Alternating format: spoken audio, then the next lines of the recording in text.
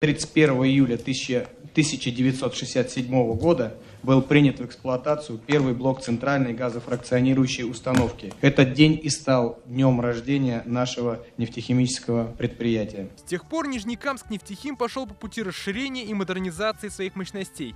Сейчас предприятие, входящее в группу компаний ТАИФ, насчитывает 10 крупных производств, которые выпускают 152 вида различной продукции. Выполнение новых перспективных планов развития еще более укрепит позиции Нижнекамск нефтехима как флагмана отечественной нефтехимии. 8 сентября Нижнекамск нефтехим будет отмечать свое 50-летие. В честь этого в Казани пройдет нефтегазохимический форум, а в Нижнекамске устроит праздник. Я приглашаю всех, Рустам Нургалевич, в первую очередь вас и всех присутствующих принять участие в праздновании. Кормить будете хорошо, да? Будем.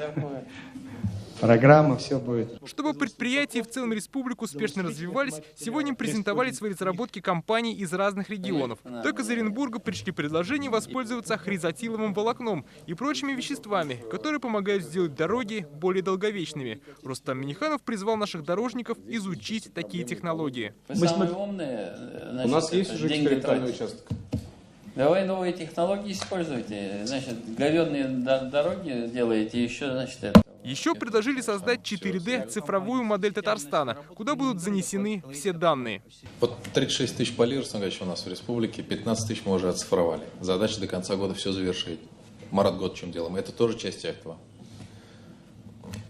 Марат Годч потом приписки не сможет сделать. Ты все поля сейчас оцифруешь, да?